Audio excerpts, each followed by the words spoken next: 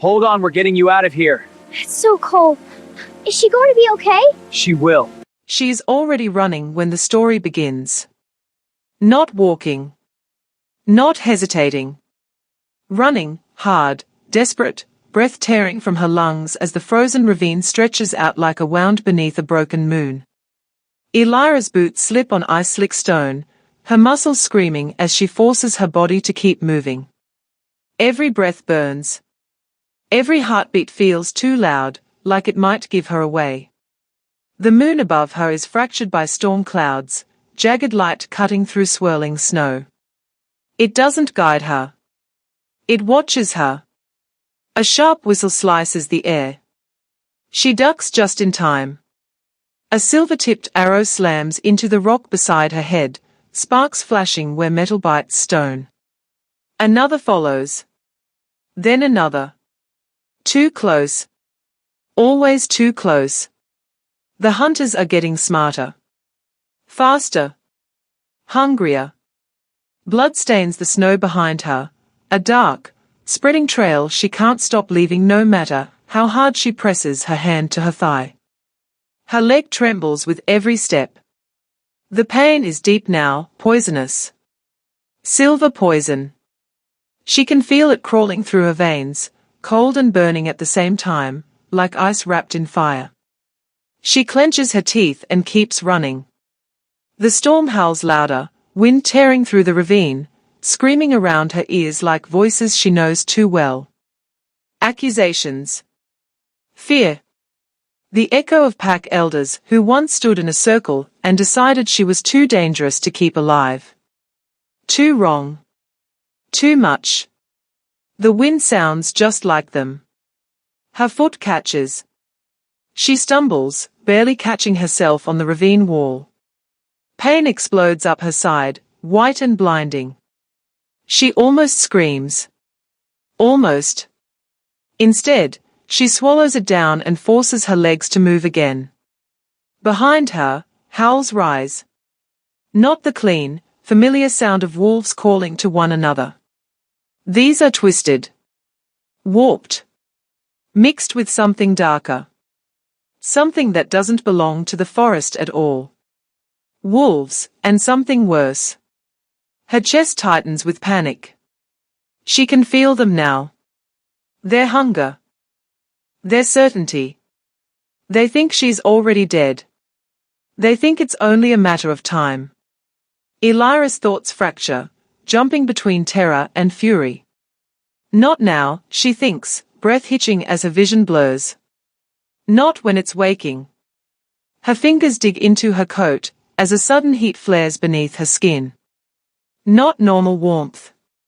This is sharp. Violent. Silver hot. It pulses through her chest, down her arms, lighting up her veins like fire under glass. She gasps, stumbling again, as the power surges without permission. No. Not here. Not like this. She doesn't control it. She never has. And every time it answers her fear instead of her will, it costs her something. Control. Time. Safety. Another arrow screams past, close enough that she feels the wind of it brush her hair. She veers sharply, forcing her body toward a cluster of jagged stone rising from the ravine floor like broken teeth. Her vision tunnels. The storm fades into a dull roar. Her leg finally gives out. Elira crashes to her knees, then forward, hands scraping against ice, as she drags herself behind the rocks. Her shoulder slams hard. The impact knocks the air from her lungs, leaving her choking, shaking, half buried in snow and shadow. She presses herself flat, trembling, every nerve alive with pain. Footsteps crunch closer.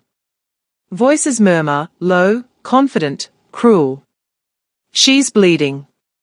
She won't make it far. Elira clamps a hand over her mouth to stop the sound clawing its way out of her throat. Her heart pounds so hard she's sure they can hear it. The silver poison pulses again, cold and sharp, spreading deeper. The heat beneath her skin flares in answer, wild and unstable, like it's angry she's afraid. She squeezes her eyes shut. Please. Just a little longer. Snow drifts down onto her lashes. The moonlight shifts, casting her hiding place in flickering shadow. For one fragile second, the world holds its breath.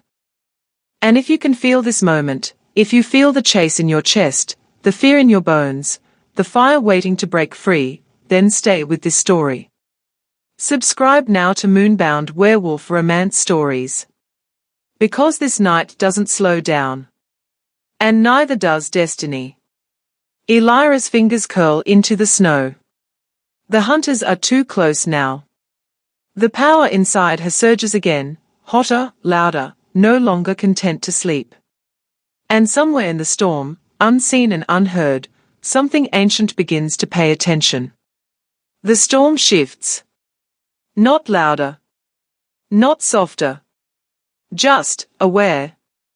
A shadow steps out of the white chaos, solid and still against the tearing wind, and the hunters freeze like animals that suddenly remember what fear feels like. Snow curls around his boots, but never quite touches him, as if the night itself knows better. He doesn't shift. He doesn't run. He doesn't raise a weapon. He simply stands there, tall and unmoving, shoulders squared beneath a dark coat dusted with frost. Power rolls off him in slow, controlled waves, the kind that doesn't need to prove itself. The kind that has already won battles no one sings about. Cale Dravenfell. Alpha of the Obsidian Claw. Elira feels his presence before she hears his voice. It presses against her chest, heavy and grounding, cutting through panic like a blade through fog. Her pulse stutters. The silver heat inside her recoils, then leans forward, curious despite her fear. Cale's gaze finds her instantly, sharp and unflinching. He doesn't look surprised. He looks certain. Elira, he says. Just her name. Nothing more. Quiet. Even gentle. It lands like a promise, or a sentence. The hunters hesitate. One of them takes a half step back, boots scraping against ice. Another tightens his grip on a silver spear, jaw clenched, eyes darting between Cale and the wounded woman hidden behind stone. This doesn't concern you, Alpha, someone says, trying and failing to sound brave. She's marked. Cale finally moves. One step forward. Then another. The wind bends around him. The storm listens. She is not prey, he says calmly. The first hunter lunges. Cale doesn't shout. He doesn't transform. He meets the attack head-on with terrifying precision, bone cracking under his fist, breath knocked clean from lungs. Another comes at him from the side. Cale pivots, grabs, throws. Bodies hit the ground hard, sliding across ice like discarded tools. It's over almost before Elira can track it. A third hunter tries to run. Cale lets him. He catches the man by the collar at the ravine's edge, lifts him just enough for their eyes to meet. His voice drops, low and lethal. Tell them, Cale says, releasing him with a shove, she's not prey anymore. The hunter stumbles away, terror breaking through his bravado, as he disappears into the storm. Silence rushes in, thick and ringing. Cale turns back to her. Elira bares her teeth instinctively, a low growl scraping her throat. She doesn't thank him. Gratitude has always been the first chain they try to slip around her neck. Her fingers twitch near the knife hidden at her side, though she knows how useless it would be against someone like him. Their eyes lock. Fear flares first, hers sharp and immediate. Then something else follows. Recognition. Not of a face, but of weight. Of gravity. Like standing too close to the edge of something deep, and knowing it would change you if you fell. Cale's expression doesn't soften. But it shifts. A fraction. Enough to tell her he sees the blood soaking into the snow. The way she's shaking. The way she's holding herself together by sheer stubbornness. He reaches into his coat and pulls free his cloak. Dark. Heavy. Lined with warmth. Take it, he says. No, she snaps, even as her vision tilts. Pride flares hot and useless. She will not owe him. Will not be carried like something broken. Cale doesn't argue. He simply waits, eyes steady, as if he already knows how this ends. Her leg gives out before she can take another breath. The world lurches. Snow rushes up. She would have hit the ground hard if he hadn't moved, fast this time, too fast to track. One moment she's falling, the next she's caught, her weight pressed against his chest, her breath knocking out against something solid and warm. She stiffens, fighting the instinct to push away. His arm is firm around her back, careful of her wound. Too careful for a man who just broke bones without hesitation. The contrast rattles her. Cale drapes the cloak around her shoulders anyway, his fingers brushing her skin. Heat sinks in immediately, chasing away the edge of the cold. She hates how good it feels. Easy, he murmurs, not as an order, but a request. Her knees tremble. She hates that too. For a second, just one, she lets herself lean into him. The silver poison pulses. The fire beneath her skin stirs again, reacting to his nearness, restless and alert. Cale feels it. She knows he does. His jaw tightens. His hold steadies. What are you? She asks hoarsely. Something dark flickers behind his eyes. Not anger. Not pride. Burden. Someone who's been looking for you longer than you realize, he says. The storm begins to close in again, snow falling thicker, heavier. And Elira understands, with a sudden, unsettling clarity, that being found might be more dangerous than being hunted. Cale moves her out of the open ravine without a word, guiding her into the shelter of a narrow rock overhang where the wind can't reach as easily. The storm still rages outside, but here it sounds distant, muffled, like the world has pulled back to give them space. He lowers her carefully to the ground, slow enough that her injured leg doesn't scream again. She watches his hands as he kneels in front of her. Strong hands. Steady. Used to violence, but practiced in restraint. He cuts away the torn fabric around her thigh with a blade that flashes once and disappears. Blood darkens his gloves immediately. The sight makes her stomach twist, not from fear of him, but from memory. The moment his fingers brush her skin, the past crashes in. She is 16 again. Standing in the center of the pack clearing under a full moon that should have been hers. Her first shift is supposed to be messy, bright, ordinary. Instead, pain rips through her bones like lightning, and when she screams, it isn't moonlight that answers. It's silver fire. Flames tear out of her skin, bright and wrong and alive. The ground blackens beneath her feet. Wolves recoil, howling, shielding their eyes. Someone shouts her name in terror. Someone else screams for chains. Holy metal bites into her wrists. Burns worse than claws. Worse than betrayal. She remembers the elders' faces most of all. Not anger. Not hatred. Fear.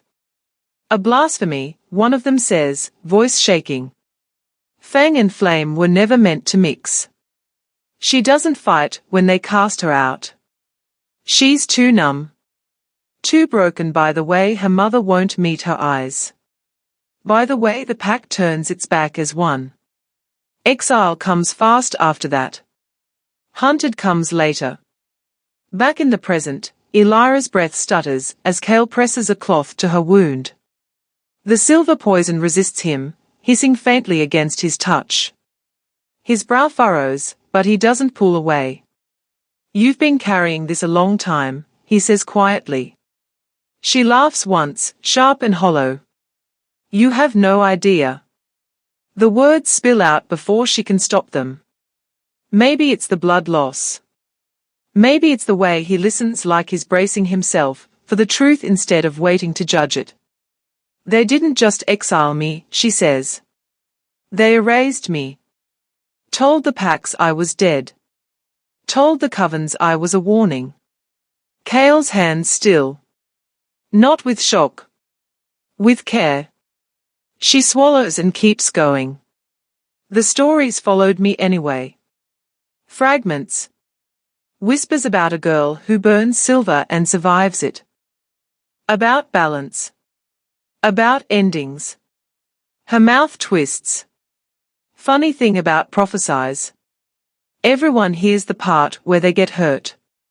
No one listens to why. She looks at him then, really looks, and lets him see the thing she never names. I stole consecrated silver from a vampire stronghold, she says. The words hang between them, heavy and dangerous. For the vampire king himself. Kale's jaw tightens. A flicker of something sharp crosses his eyes. Not disgust. Not fear. Calculation. Why, he asks. Elira exhales slowly. This is the part that always ends conversations. The part that turns allies into executioners. Because it doesn't kill me, she says. Silver doesn't burn me the way it burns others. Her voice drops. Honest? There? It answers me. She expects him to recoil. To reach for a weapon. To look at her the way everyone else eventually does. He doesn't. He finishes binding her wound, firm and precise, then sits back on his heels. Snowmelt drips somewhere in the dark. The storm breathes around them. And the vampire king? Kale asks. He knows what I am, she says. Or at least, what I might become. Silence stretches. Long enough for her nerves to fray. She hates that she wants him to say something. Anything. Instead, Kale just nods once, slow and thoughtful, as if fitting pieces together that have been haunting him for years. I've heard the stories, he admits. Always thought they were meant to scare pups into obedience. His gaze lifts to hers, steady and searching. I don't think you're a story. Something in her chest aches at that. Sharp. Dangerous. He doesn't promise safety. He doesn't swear loyalty. He simply stays, kneeling in the cold with her blood on his hands, as if her truth hasn't changed the ground beneath his feet. That unsettles her more than fear ever could. Outside, the storm shifts again, restless.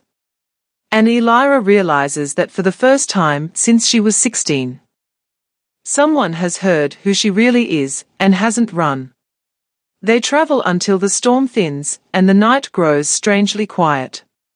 Not peaceful. Watchful. The land changes first. The trees pull back, trunks bending away from a clearing carved into black stone. Snow refuses to settle here. The ground is bare, etched with grooves that catch moonlight and hold it like memory. Even the wind seems reluctant to cross the threshold. Elira feels it before she sees it. Her steps slow. Her pulse deepens. The silver heat inside her stirs, no longer frantic, but alert, like something ancient lifting its head after a long sleep. This place, her voice trails off. Kale doesn't urge her forward. He doesn't need to. The moon shrine, he says quietly. Built before packs had names. Before bloodlines mattered. They stand at the edge of it, the stones rising in a broken circle around a shallow basin cut into the earth. The moon hangs directly overhead, full and heavy, its light pouring down, as if the sky itself has chosen this place. Elira steps inside. The moment her foot crosses the boundary, the world exhales. Silver runes ignite beneath her boots, lines flaring to life one by one, spiraling outward like veins. Flame-etched claw marks burn along the standing stones, glowing faintly, answering something in her blood. The air thickens, humming low, deep enough to feel in her bones. She staggers. Not from weakness. From knowing. Images crash into her mind without warning. Wolves kneeling in ash-stained snow, their heads bowed not in submission, but in awe. Cities rising, then burning, their towers collapsing in slow, terrible beauty. A crown splitting down the center, not shattered by force, but torn apart by choice. She gasps, clutching her chest. The silver fire inside her roars to life, not wild this time, but focused, sharp as breath held before a scream. A voice moves through the shrine. Not loud. Not distant. Inside her. Child of the silver flame, it whispers. Bearer of balance. Elira drops to one knee, the words pressing into her like weight. Her hands dig into the stone, grounding herself as the vision fractures and reforms again and again. Power and ruin. Mercy and fire. Always both. No, she breathes. That's not. Kale is at her side in an instant, steadying her without crossing fully into the circle. He feels it too. The pressure. The way the shrine bends around her presence like it's been waiting centuries for this moment. He speaks when the vision finally releases her, voice low, reverent despite himself. There was a prophecy, he says. Before the Pax agreed to forget. Elira looks up at him, eyes bright with unshed fury, and something dangerously close to fear.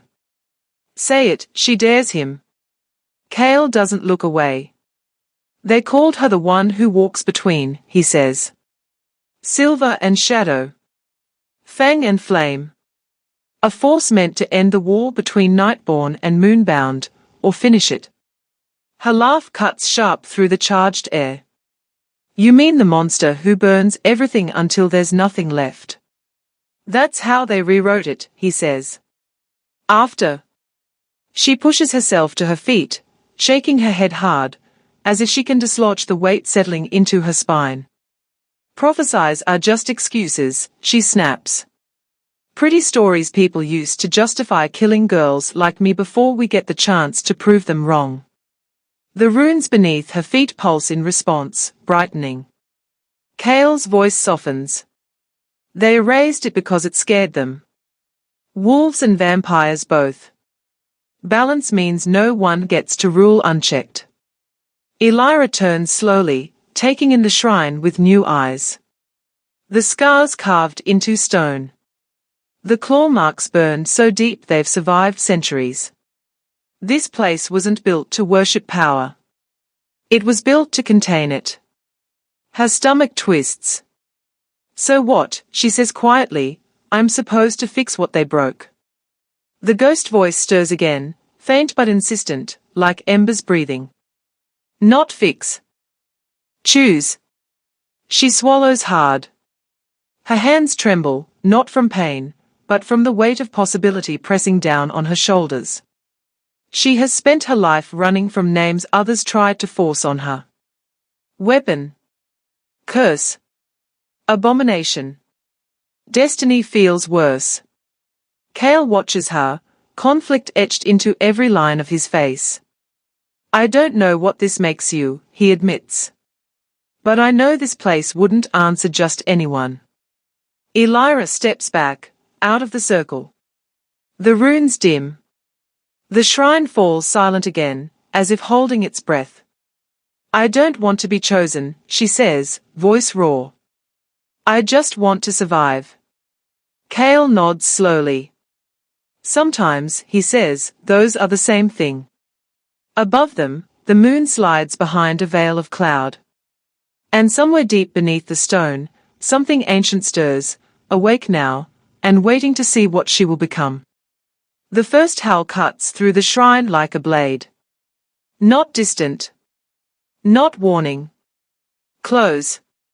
Elira feels it in her spine before Kale turns, every instinct she owns snapping tight. The stones beneath their feet tremble, the faint glow of the runes flickering like dying embers. The silence that had wrapped the shrine shatters, replaced by the unmistakable sound of bodies moving fast through the dark. "We are not alone," she says. Kale's jaw tightens. No. They don't have time to leave. Figures spill into the clearing from every side, wolves first, shifting mid-stride, fur bristling, eyes lit with fury and fear. Alphas. She can tell by the way they move, by the weight of authority in their stances. Power recognizes power, even when it's hostile. Then the air changes again. Cold. Sharp. Controlled. Vampires step out from the shadows between the stones, cloaks unmoving despite the wind, eyes glowing faintly red. Their presence drains warmth from the night, from the ground, from her skin. Elira's chest tightens. Of course they came. This shrine is sealed ground, one of the rival alphas snarls, stepping forward. And you dare bring her here? Kale moves instinctively, placing himself half a step in front of Elira. Not shielding her completely. Just enough to make a statement. She crossed the boundary, another alpha says, voice shaking with anger. You felt it. We all did. The vampire envoy smiles thinly, gaze sliding past Kale to land on her. And she belongs to us. The words land heavy. She stole from the king, the envoy continues calmly. Silver sanctified by blood and oath. That debt must be paid. Elira feels every eye turn toward her. Judgment sharpens the air, thick and suffocating. The silver fire inside her stirs, responding to threat, to fear, to the echo of the shrine still humming faintly in her bones. She doesn't belong to us, one alpha says flatly, and the others murmur agreement. And she sure as hell doesn't belong here. The sentence hits harder than claws. Not ours. Never ours. Kale's shoulders stiffen. She's injured, he says. And under my protection. A ripple of disbelief moves through the wolves. Protection, another alpha scoffs. You'd risk war for her. The vampire envoy tilts his head. Choose carefully, Alpha Dravenfell. The king is patient, but not forgiving. The clearing tightens around them. Lines are drawn with bodies and breath. Elira feels it then, the moment stretching thin, fragile as ice before it cracks. This is it. This is where he decides. She looks at Kale's profile, the hard line of his jaw, the conflict flickering behind his eyes. She doesn't miss the hesitation. It's brief. Barely there. But she feels it. Hope flares and dies just as fast. Something in her chest folds inward, quiet and final. Before anyone can speak again, she steps back. Kale's head snaps toward her. Elira. No, she says softly. The word isn't angry. It isn't pleading. It's done. She meets his gaze one last time, letting him see the truth he hesitated to choose. The silver fire settles, cold and focused, no longer reaching for him. I won't be the reason you burn your world, she says. The shrine answers her movement with a low hum, as she retreats toward the shadows at its edge. No one stops her. Not the wolves, not the vampires. Not Kale. The hurt is sharp, but clean. Cleaner than begging. Cleaner than waiting to be decided over like territory. She turns away. The darkness opens for her like it always has. As she slips into it, her voice carries back, steady despite the fracture inside her. I will never beg for my place again. Then she's gone. The shrine falls silent. Kale stands frozen, the weight of what he didn't say pressing down harder than any threat. Around him, The world shifts, alliances cracking, teeth baring, war inching closer. And far from the clearing, moving fast through snow and shadow, Elira runs again, not hunted this time, but resolved. Whatever destiny thinks it has planned for her, it will learn one thing tonight. She chooses herself. The cave is hidden deep in the spine of the mountain, where moonlight slips in through a narrow crack in the stone and turns the air pale and blue. Firelight flickers low against the walls, warm but restrained, as if it knows better than to burn too bright here.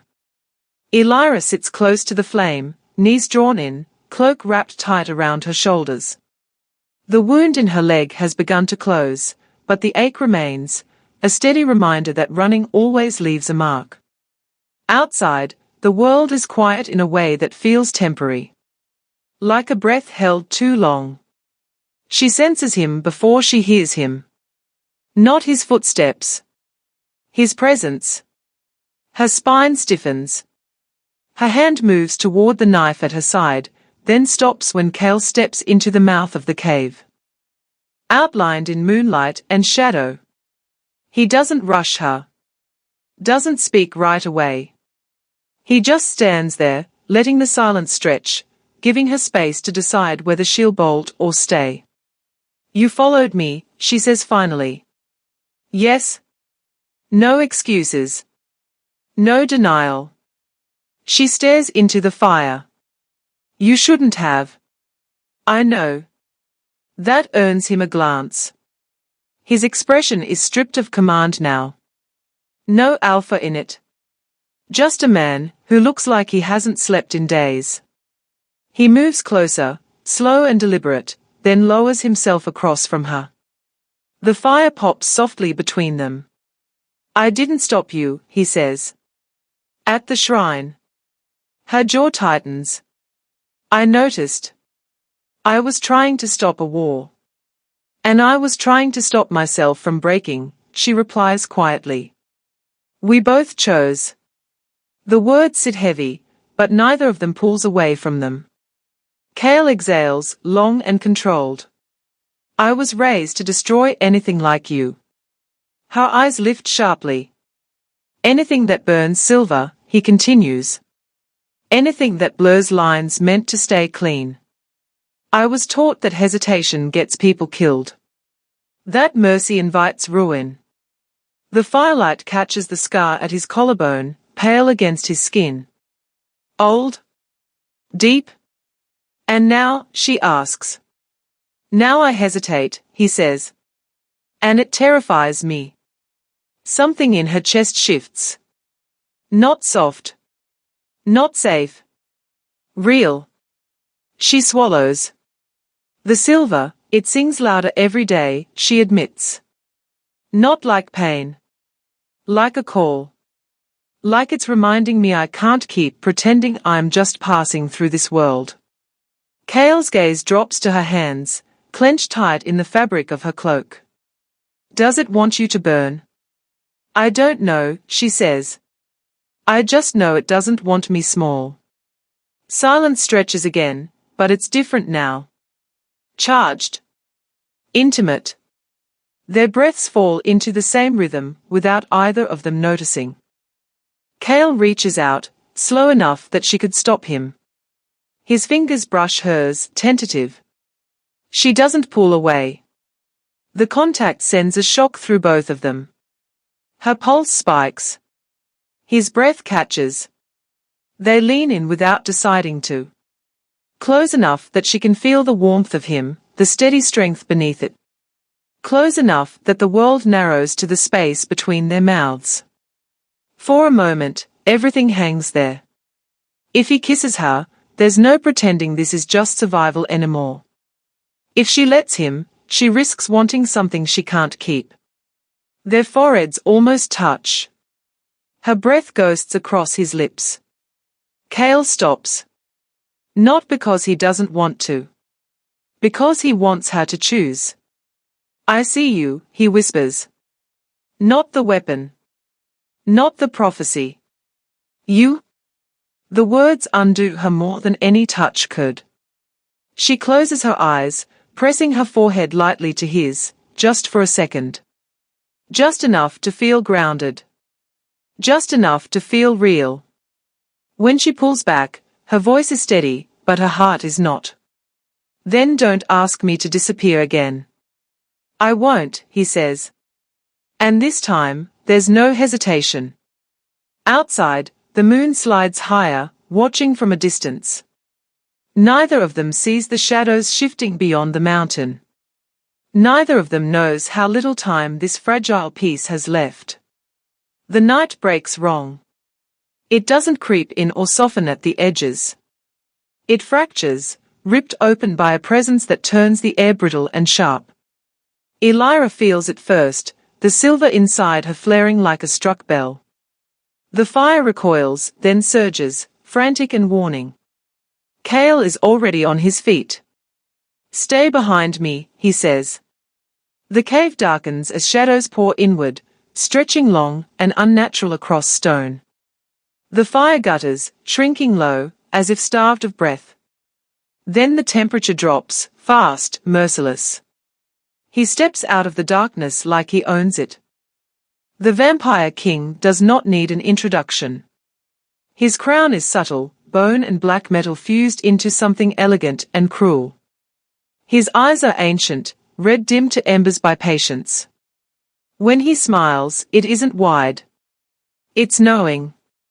Elira, he says, voice smooth as spilled wine.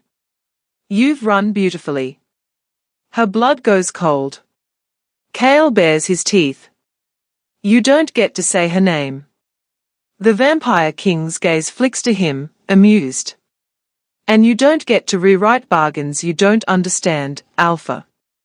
Figures emerge behind him, wolves this time, not vampires. Elders. Council members. Faces Elira recognizes from stories whispered in fear. They ring the cave's mouth, blocking escape with quiet precision. The trap snaps shut. You promised, Elira says, her voice steady despite the roar in her ears. You said the silver was for balance. And it was, the king replies gently. Just not yours. The words land like a blade sliding between ribs. He steps closer, ignoring Kale entirely now. You were never meant to survive the ritual, he continues. Your power was bait. A spark bright enough to draw out what sleeps beneath this world. We needed it to wake. We needed you to burn. Her vision blurs. You lied. I curated, he corrects. Hope makes sacrifices cooperative. A murmur ripples through the council. She will end us all, one elder says, voice trembling with certainty. The shrine confirmed it. Another nods. Her existence invites annihilation. The silver inside her screams. Kale moves without thinking, stepping fully in front of her now, his back a solid wall. Enough. Every eye snaps to him. She's done nothing but survive what you were too afraid to face, he growls. If there's blood to be paid, it won't be hers alone. The Vampire King's smile fades. Careful, Alpha. Choose your side. Kale doesn't hesitate this time. She's not your sacrifice, he says. And she's not alone. The air goes still. For one fragile second, something in Elira cracks open, not pain, not fear. Relief. Sharp and dangerous. He chose her. Fully. Publicly. It lasts exactly one heartbeat. Then burn with her, the king says softly. The silver fire detonates. It doesn't spill, it erupts, tearing through Elira's veins like a floodgate ripped open. Light floods the cave, blinding, violent, alive. The stone beneath her feet fractures, glowing white-hot as ancient symbols flare awake in response. She screams, not in agony, but in overload. Memories, voices, power crash into her all at once. The shrine. The prophecy. The choice she's been running from. Kale shouts her name, reaching for her. But the heat throws him back. She drops to her knees as flames spiral up her arms, silver turning almost blue at the edges. Her heartbeat pounds so hard it feels like it might tear her apart. She can feel the world bending toward her, terrified and reverent all at once. This is what they wanted. This is what she refuses to give them. Her vision sharpens. She sees the fear now. In the council's eyes. In the vampire king's careful stillness. They didn't plan for her to wake up like this. She staggers to her feet. The fire coils tighter, begging for release, for shape, for purpose. She can let it consume her. End everything. Or run. She meets Cale's gaze across the inferno. The pain there nearly breaks her. If she stays, he dies with her. If she leaves, she becomes exactly what they fear. "I'm sorry," she whispers, though she knows he'll hear it. Then she turns and runs. Or maybe she doesn't. Maybe she leaps into the dark as the fire reshapes her bones, her scream turning into something older, wilder, truer. Maybe claws tear from silver light and hit stone where her feet once stood. No one sees clearly. Only this is certain. The mask is gone. And whatever Elira becomes next, the world has lost the right to decide for her. The world doesn't end. It breaks open. The battlefield ignites beneath a sky torn by ash and moonlight, as wolves clash with vampires, steel ringing against bone, magic screaming through the air like a living thing. The shrine stones split apart, ancient seams glowing as if something buried too long has been forced to remember how to breathe. And then she comes back. Not from the shadows. Not from fear. From the fire. Silver light tears across the ground in a wide, blazing arc, throwing bodies back like leaves in a storm. The air ignites with heat so pure it hurts to look at. At the center of it, Elira lands hard, claws gouging stone, her form no longer bound to skin and hesitation. She is wolf now. Not fur and moonlight, but silver flame given shape. Her body burns without consuming itself, lines of glowing runes etched through her hide like veins of living metal. Her eyes blaze white-hot, ancient and awake. When she roars, the sound is not alone. Voices rise with it. Dozens. Hundreds. Ancestors. Wolves long turned to dust answer her call, their howls rolling through the valley like thunder beneath the earth. The ground cracks in response, splitting open as ruined pillars surge upward, stone remembering what it was before it was broken. The vampire king staggers back, shock finally breaking his careful mask. "This wasn't," he begins. Elira turns on him. One step silences the battlefield. "I am not your sacrifice," she says, her voice layered now, hers and theirs, flame and fang braided into command. "I am not your weapon. And I am done bleeding for your fear." The silver fire surges outward, not wild, not reckless, chosen. It weaves through the chaos, sparing the innocent, scorching only what threatens. Vampires recoil, shields shattering under heat they were never meant to endure. Wolves freeze, instinct bowing to something older than rank. Cale stares from the edge of the ruin, breath locked in his chest. This is her. Not the girl running through snow. Not the wounded exile in a cave. This.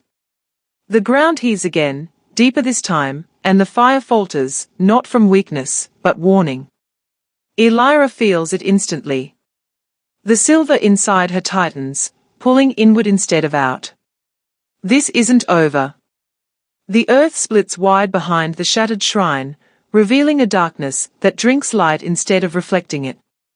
Cold rolls out, heavier than the vampire king's presence ever was. Older. Patient. A shape stirs beneath the stone.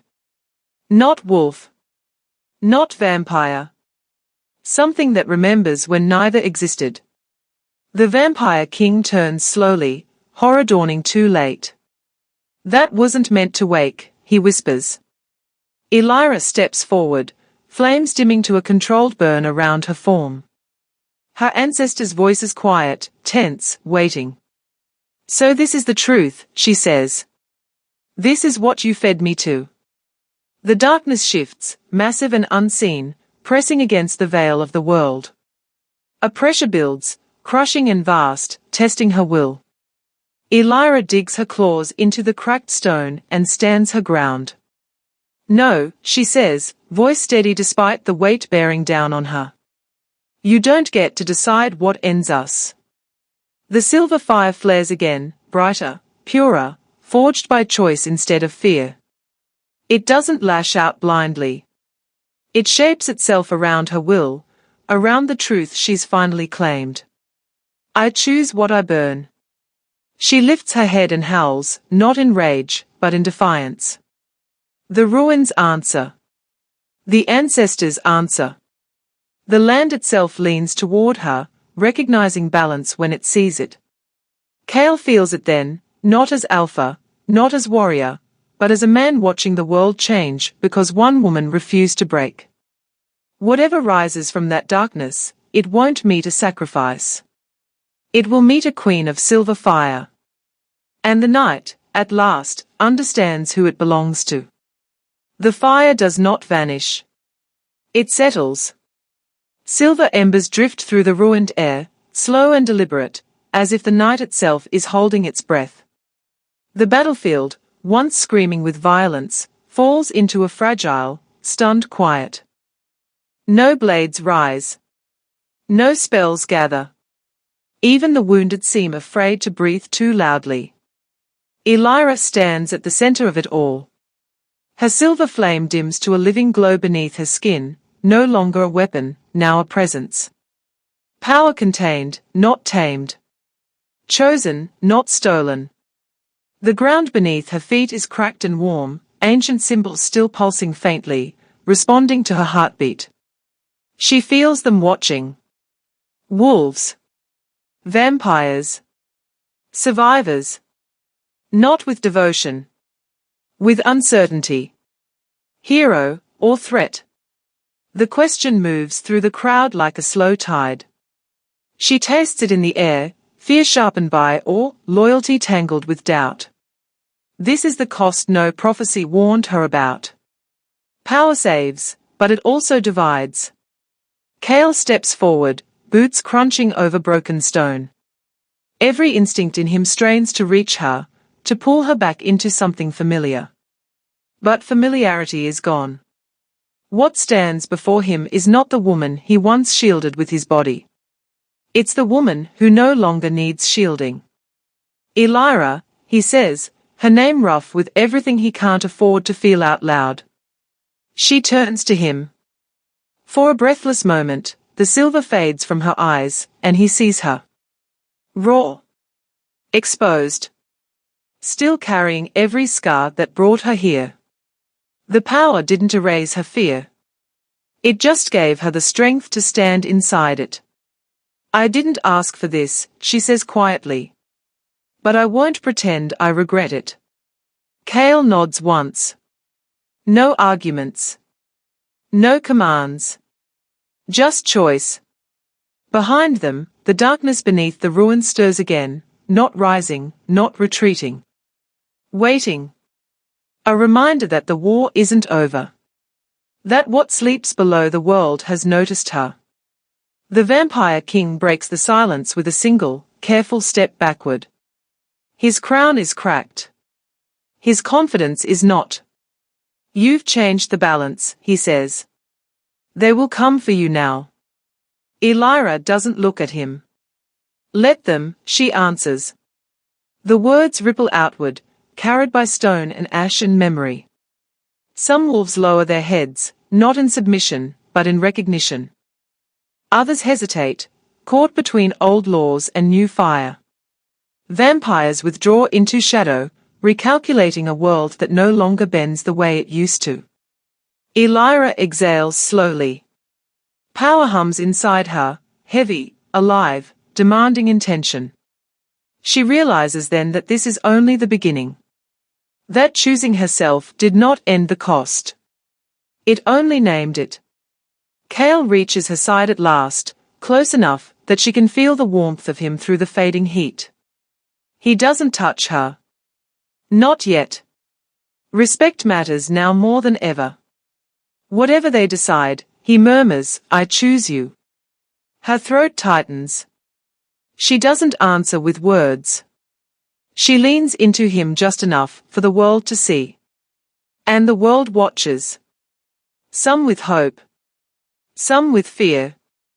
All with understanding that nothing will ever be the same again. The moon slips free of the clouds, bathing the ruins in pale light. Silver meets silver. Flame meets night. Somewhere beneath their feet, something ancient shifts its weight and smiles in the dark. The question hangs unanswered in the stillness. Is she salvation? Or the beginning of the end? And now, listener.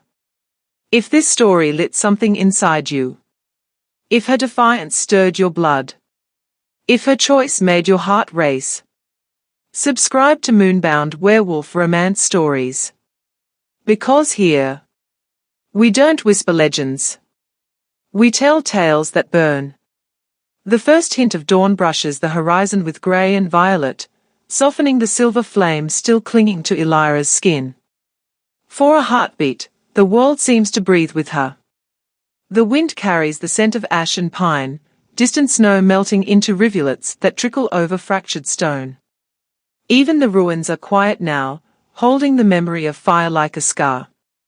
Kale stands beside her, silent, watching the first shafts of light touch the jagged peaks.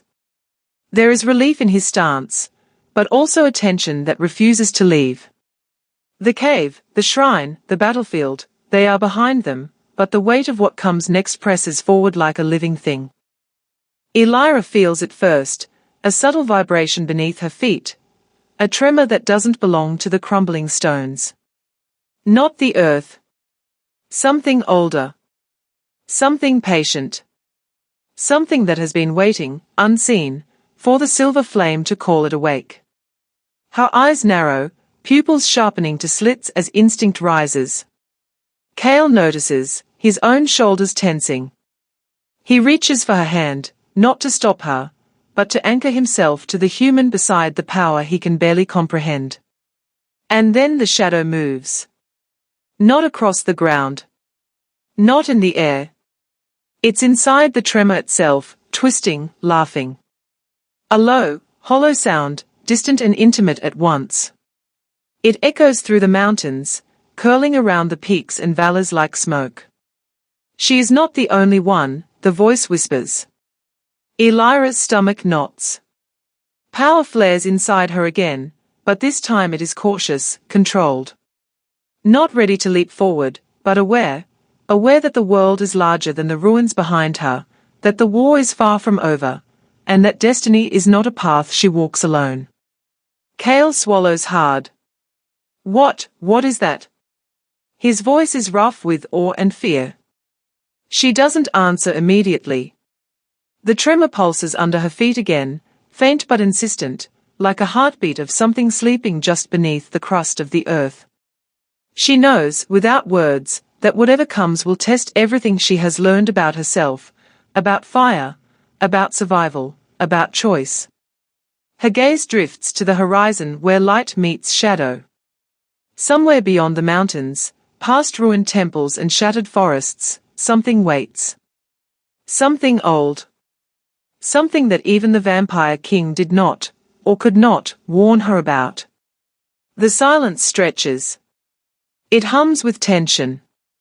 Even the surviving wolves and vampires at the edge of the ruins feel it. They do not move, as if acknowledging that the story is not theirs to finish. Kale tightens his grip on her hand. Whatever it is, we face it together, he says, but his words lack certainty. They are a vow, but also a recognition of the unknown. Elira draws in a breath, silver flame flickering along her veins like a promise. Then we prepare, she says, voice steady but low. And we decide who we are before the world decides for us. The wind shifts. The tremor dies back. For a moment, the morning seems peaceful, fragile, like a pause between storms. But the shadow lingers in her mind, and in the vibration of the earth, and in the echo of that single, chilling laugh. She is not the only one. The sky lightens. Pale and delicate at first, then sharper. The mountains, the ruins, the battlefield, they all seem to lean toward that whisper, listening. And then, darkness.